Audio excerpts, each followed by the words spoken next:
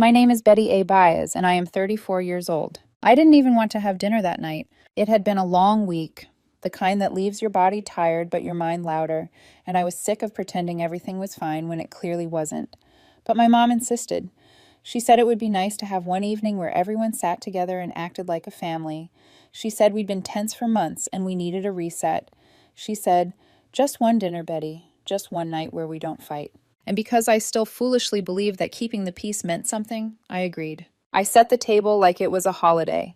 I cooked enough food for a small army, because in my house, food has always been the thing that made hard conversations softer.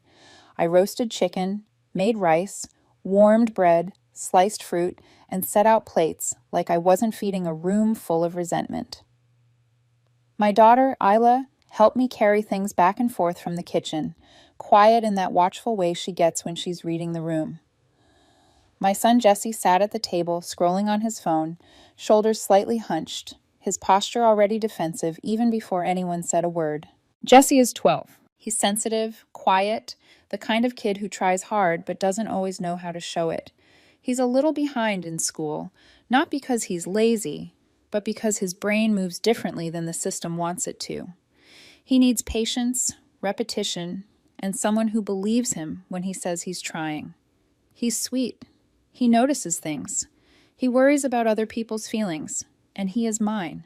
That's why I was already on edge before anyone even sat down. Because my sister Erin had been living in my house for 3 months with her 2 kids, and every day since she moved in had felt like I was slowly being dared to snap. Erin doesn't say thank you. Erin doesn't offer help unless it comes with strings. Erin has a way of taking up space like she's owed it, like you should be grateful to be useful to her. 3 months earlier, Erin's husband kicked her out. He called me crying, the kind of messy crying you only do when you've reached the end of your own denial. He said he couldn't do it anymore. He said he was tired of the drama, the spending, the way Erin treated everyone like they existed to serve her.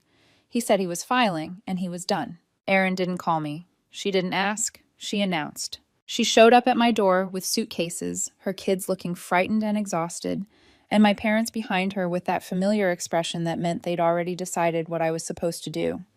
I let her in because of the kids. I cleared out the guest room, made closet space, set up a little study corner in the dining room so her kids could do homework. I told myself it would be a few weeks. A month at most. Erin never once offered to pay for anything. Not food, not utilities, not even the toilet paper her kids went through, like it was water. Meanwhile, Erin somehow had money for new shoes, hair appointments, and handbags she didn't need. When I asked how she was affording it, she shrugged and said our parents were helping her. Later, I found out they were sending her money every week. Not for groceries, not for rent, not for rebuilding, for appearances. And I swallowed it. I kept saying, "It's temporary, it'll pass. Don't make it worse. Don't traumatize the kids." Until that dinner. My parents arrived first. My dad carrying a bottle of wine like he was walking into a normal family moment instead of a pressure cooker. Erin came down last, taking her time, her kids trailing behind her.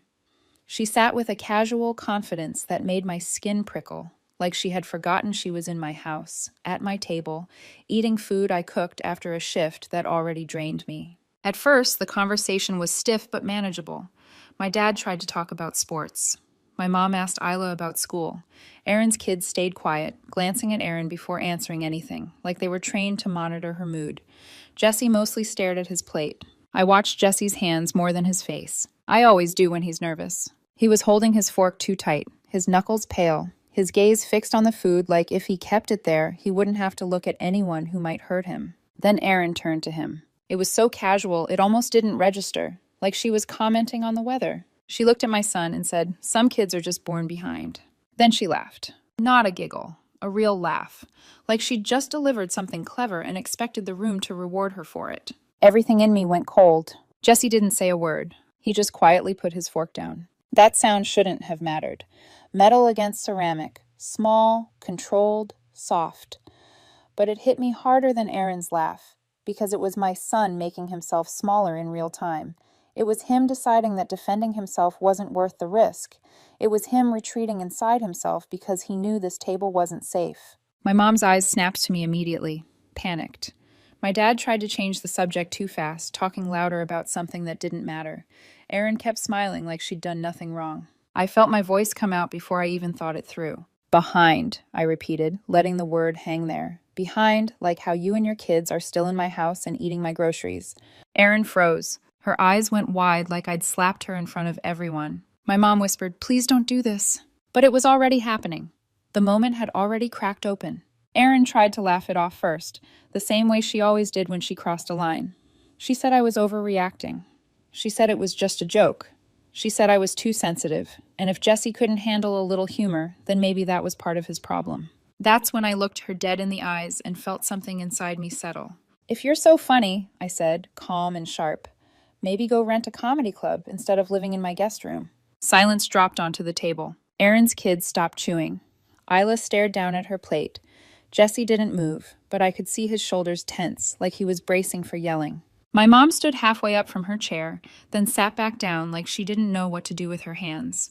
My dad muttered something about timing, about how we didn't need to do this right now. Erin's face hardened.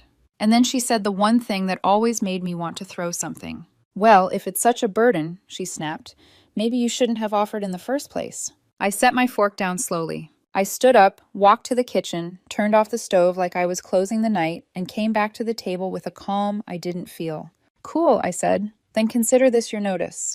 Everyone started talking at once. My mom said I was being dramatic. My dad said I was making it worse. Erin's voice rose, insisting she had nowhere to go, that I was heartless, that I was doing this to her kids. Her children started crying quietly, like they'd heard this fight before and knew exactly where it led. Jesse pushed his chair back and left the table without a word, heading to his room like he was trying to disappear. I watched him go, and something in me hardened even more. "I'm not doing this anymore," I said. "You have until the end of the month. I'll help you with the first month's rent somewhere else, just to make sure the kids aren't stranded, but after that, you're on your own." Erin stared at me like she couldn't comprehend consequences applying to her. My mom looked like she wanted to beg me to take it back. My dad looked tired in that way men look when they've enabled something for too long and now they're watching the bill come due. And Erin, my sister, sat at my table in my house eating my food and acted like I was the villain for finally saying the quiet part out loud. When the dinner finally ended and everyone scattered to their corners of the house, I went into the laundry room and cried until my throat hurt. Not because I regretted what I said, because I knew, deep down, that this was only the beginning. The next morning, Erin acted like nothing happened. That's what stunned me most. Not the lack of apology, I didn't expect one, but the way she moved through my kitchen like the fight at dinner had been a scene from someone else's life. She stood at my counter in one of my mugs, sipping coffee slowly, scrolling her phone with her thumb like she was bored, like she was waiting for me to come to my senses and undo the boundary I'd set. My boyfriend Marco was in the hallway tying Jesse's shoes while Isla packed her backpack. The morning routine in our house is usually a steady rhythm. That day, it felt like a balancing act performed over broken glass. Erin's kids didn't look up. They ate toast with jelly and barely touched it, eyes down, shoulders rounded, moving carefully. Their silence made me angrier than Erin's confidence, because kids don't get that quiet unless they've learned quiet is safer than speaking. Ela met my eyes once over the counter. No words. Just a look that said she understood more than she should have to understand at 10 years old. Marco caught me a few minutes later in the doorway when Erin was out of earshot. "You okay?" he asked softly. I nodded, but it was the kind of nod that meant I was holding myself together by force. His gaze held on mine, steady and serious.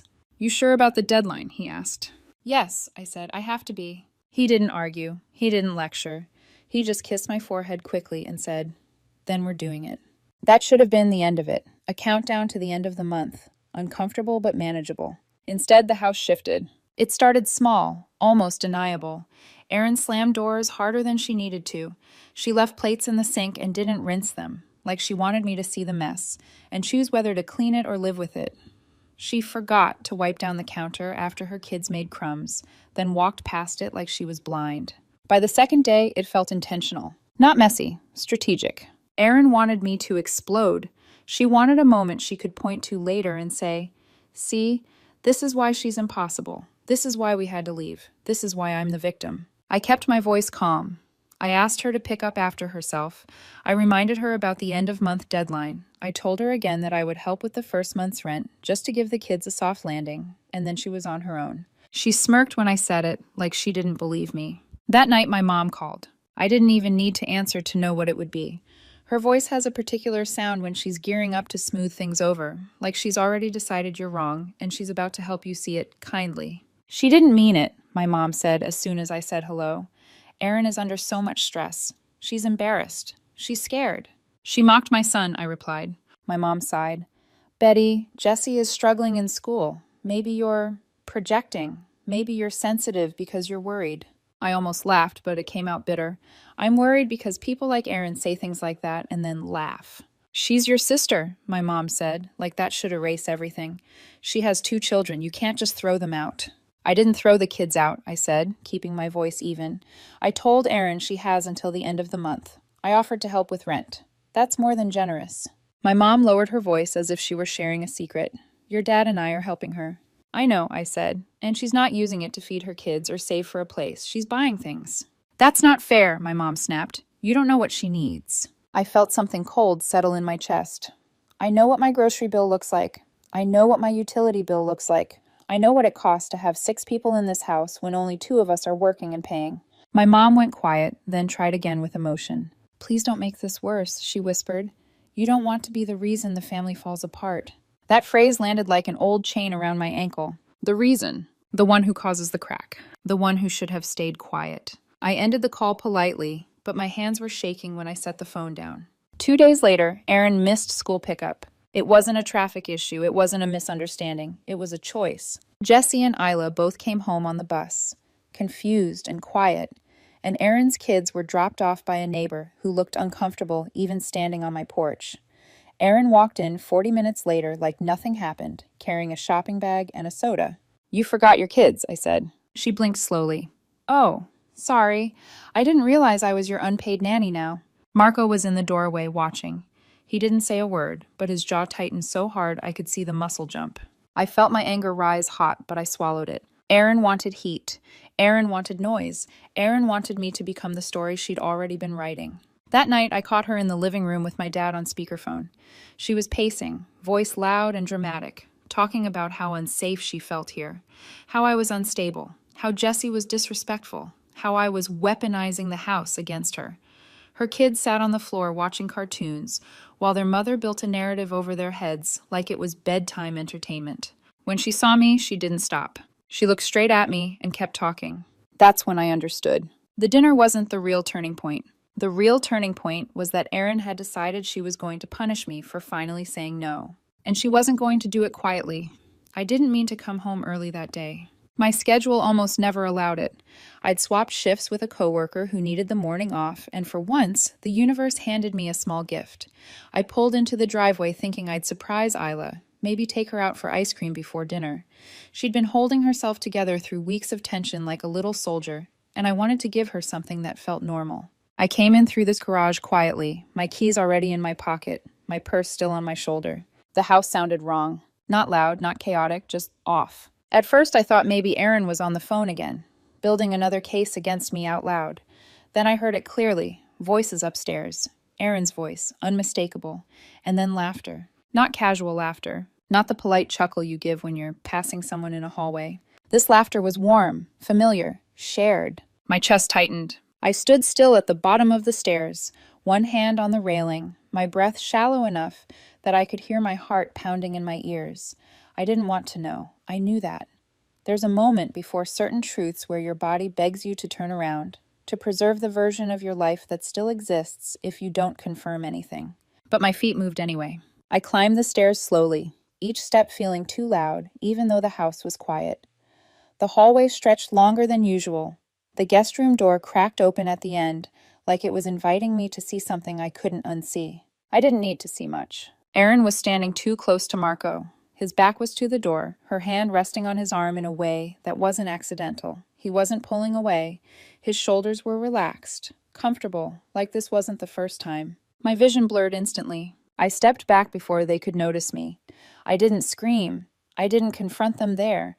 I don't even remember how I made it back downstairs. My legs were shaking so badly I had to grip the banister to keep from collapsing. I stood in the kitchen and waited. 5 minutes passed, maybe 10. Time did strange things in that space. My hands felt numb. My thoughts raced and stalled at the same time. Every memory of the past few weeks rearranged itself with a clarity that felt cruel. The door slamming, the missed pickup, the smirks, the way Erin looked at Marco when she thought I wasn't watching. Then she came down alone. She didn't see me at first. She was fixing her hair in her phone camera, smoothing it down, adjusting her top like she was getting ready to leave the house. When she finally noticed me standing there, her eyes flicked up, and for a split second something crossed her face.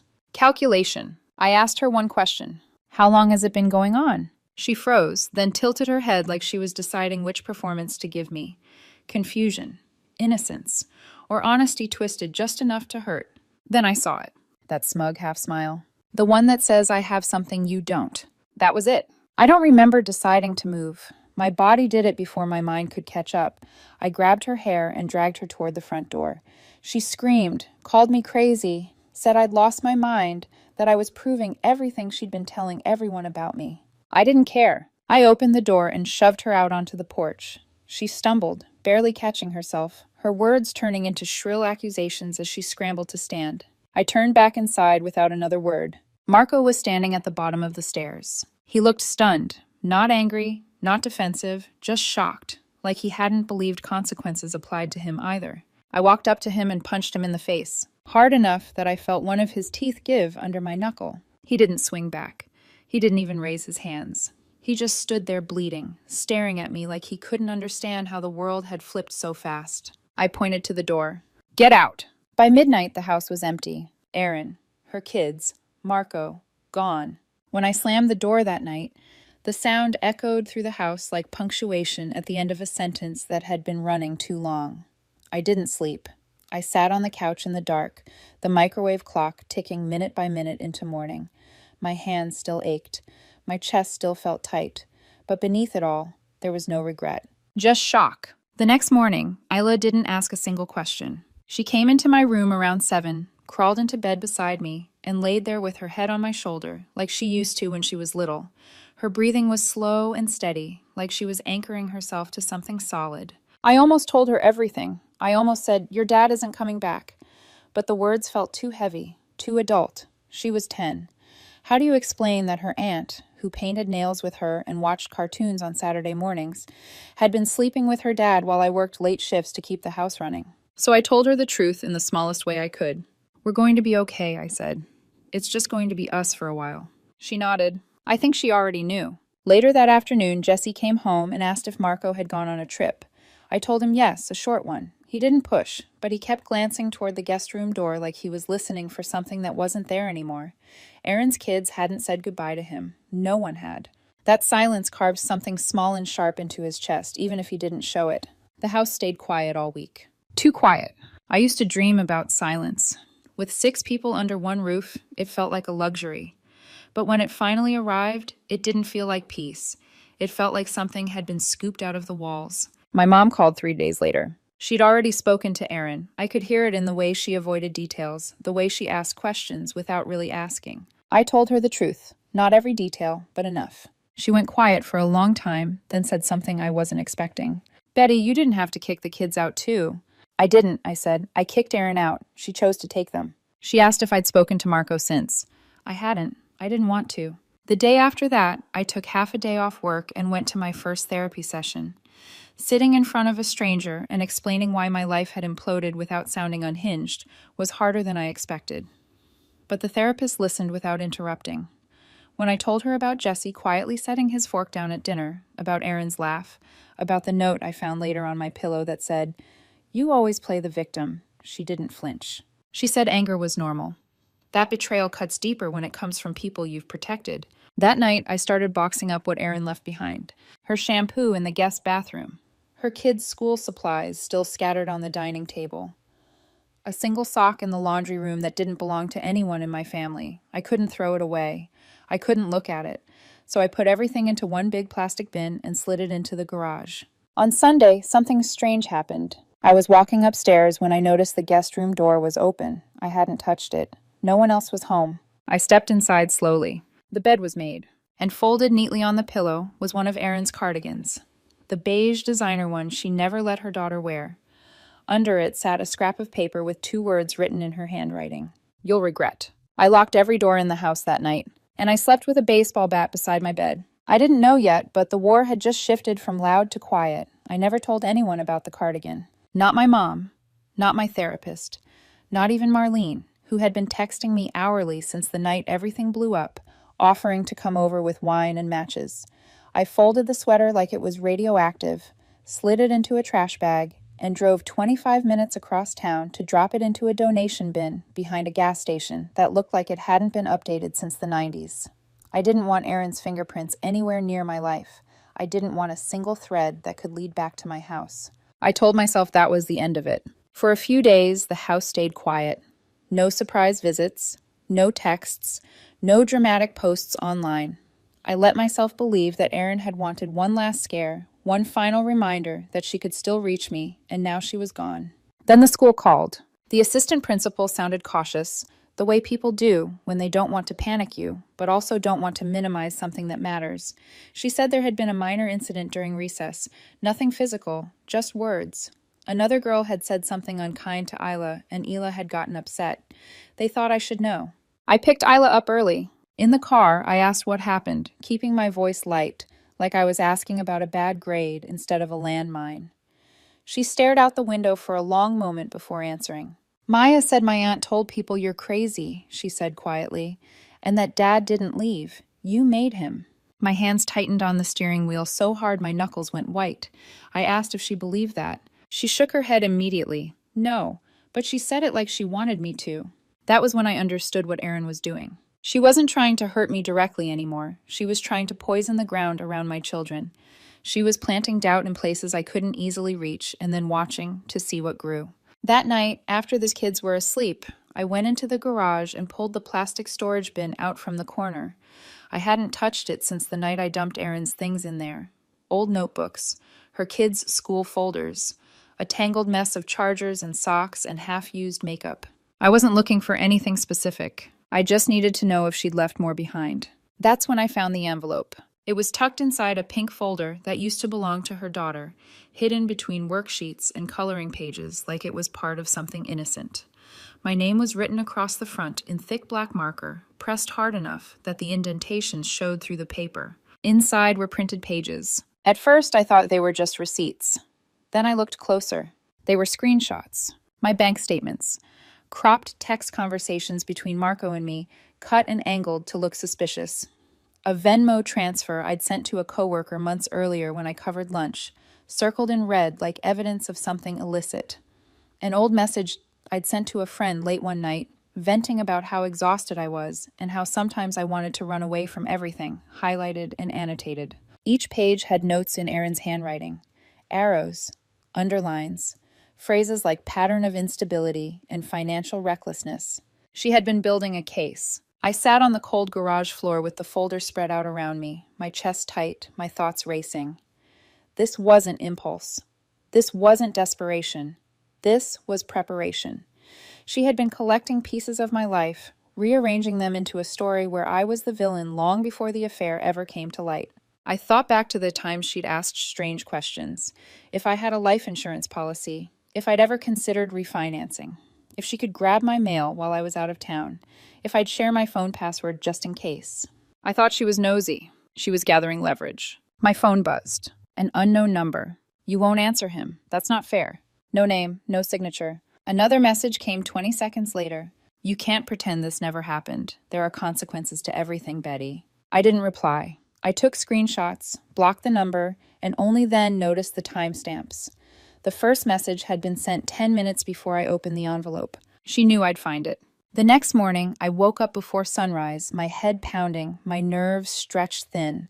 I called in sick to work without explanation, packed the kids' lunches like it was any other day, kissed them goodbye, and then got in my car and drove straight to my parents' house. Not to cry, not to yell, to get the truth. My mom answered the door in her robe, toast in hand, blinking like she'd expected me. I walked past her without a word. My dad sat at the kitchen table, coffee steaming. the morning news murmuring in the background like nothing in the world was wrong. "Did you know?" I asked flatly. Neither of them asked what I meant. My mom spoke first. She said Aaron had mentioned being worried about me, that I seemed overwhelmed, that I was doing too much, that maybe I was close to burning out and someone needed to be ready to step in. My dad stared at his coffee like it might swallow him whole. "So you knew enough," I said. "Enough to warn me, enough to ask questions." "We didn't think she meant anything serious," my mom said, looking away. That was it. They didn't know everything, but they knew enough to see this coming and chose silence instead. I left without another word. On the drive home, Marlene sent me a video about narcissistic siblings who hide behind victimhood. I pulled over and called her. For the first time, I told the whole story without softening it.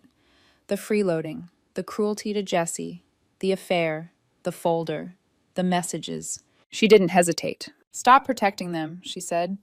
"They've been writing your story for years. It's time you tell it." That night, after the kids were asleep, I sat at my kitchen table and typed. I didn't dramatize, I didn't editorialize, I wrote facts, dates, actions, patterns. I attached photos of the folder, the screenshots, Aaron's notes. I sent it to the extended family group chat. Every aunt, uncle, cousin, and family friend Aaron had ever convinced that she was the struggling, misunderstood one. Then I turned off notifications and made dinner. It took less than 10 minutes. My cousin Nikki messaged me privately. She said Aaron had sent her strange text last year about me being unstable and controlling. She thought it was venting at the time. Then my uncle chimed in. He'd given Aaron money twice that year for groceries and later saw photos of her at a spa weekend. Then my dad tried to defend her. He said Aaron was under stress, that she didn't mean harm. That defense lasted 5 minutes. Someone dropped a photo from a barbecue months earlier. Aaron and Marco sitting too close, her hand on his leg, his smile too comfortable, a photo I had never seen. I didn't say another word. By midnight, the truth had done what yelling never could. When the house finally went quiet, Jesse came downstairs with his tablet. He asked if Marco was coming back. I told him no. I didn't lie. I didn't sugarcoat. He nodded slowly and said, "I still love him, but I don't think I can ever trust him again." 12 years old, and he already understood more than most adults. After he went back upstairs, I took the trash out and stood in the cool night air for a long moment. The house didn't feel heavy anymore, but Aaron was silent. And Aaron is never silent for long. It took 6 days. 6 full days of nothing from Aaron. No texts, no calls, no dramatic posts pretending she was healing or letting go of toxic people. No surprise appearances in places she shouldn't have been. Just silence. And that silence was what unsettled me most.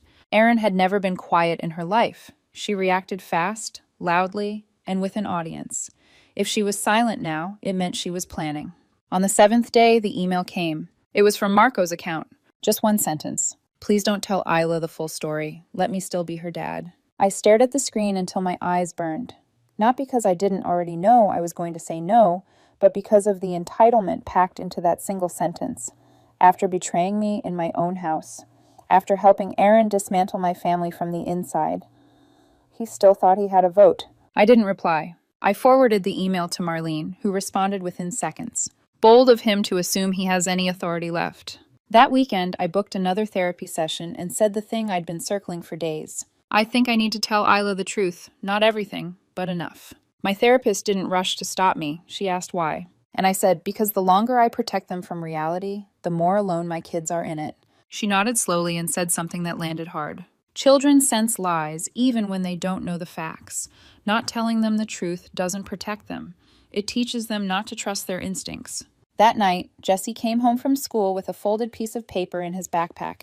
At first, I thought it was homework. Then I saw the handwriting. Aaron's. The note was short, rushed, and manipulative in that soft, poisonous way she perfected. "Tell your mom I'm sorry things ended this way. I never wanted to hurt her, but she was always the favorite. That's not your fault. I hope someday she forgives me." I sat down hard on the couch. It wasn't the apology that scared me. It was how she delivered it. Through my child. Through his school. Through a channel she had no right to access. I still don't know how she managed it. A classmate's parent. A shared pickup. Someone who didn't know the context and thought they were helping pass along a harmless message. I texted the school immediately and made it clear that Aaron was not to be allowed near either of my children for any reason. I didn't explain everything, but I didn't minimize it either. The tone shifted instantly. They took it seriously. That night, I sat both kids down. I told Ela first. I told her that her aunt had betrayed my trust and that her dad had made a choice that broke our family. I told her that none of it was her fault and that some people, even people we love, make decisions that mean they can't be safe in our lives anymore. She cried, quietly, not hysterically, the kind of crying that comes when something finally makes sense. Then she said something that broke me all over again. You should have told me sooner. I knew something was wrong. It felt worse not knowing. Jesse didn't say anything at first. He walked into the kitchen, picked the note Aaron had written out of the trash, and dropped it into the bin outside. He came back in, sat on the floor, and said, I still love Dad, but I don't think I can trust him anymore. 12 years old, and somehow steadier than the adults who caused all of this. After they went to bed, I sent one final message to the extended family. I told them I had spoken to the kids, that we were healing, that I wouldn't be answering any more questions or defending my choices. I thanked those who believed me and said I didn't need advice. Most replied with hearts. A few said they were proud of me. The next morning, I filed for divorce. The house has been quiet since then. Not the hollow quiet from shock, but the kind that settles after a fire, when the smoke clears and you can finally see what's left standing. Isla and I go on walks after dinner now. Jesse is back in therapy and doesn't flinch every time his phone buzzes. I took a painting class just to see if I could sit in a room full of strangers without feeling watched. I could. Some days, I still wake up angry. Some days, I grieve years I can't get back. But I'm not haunted anymore. Aaron and Marco vanished after the group chat exploded. I'm sure they're still telling some version of the story where they're misunderstood victims. It doesn't matter. The only truth that matters lives under my roof. This time, no one gets in without earning it.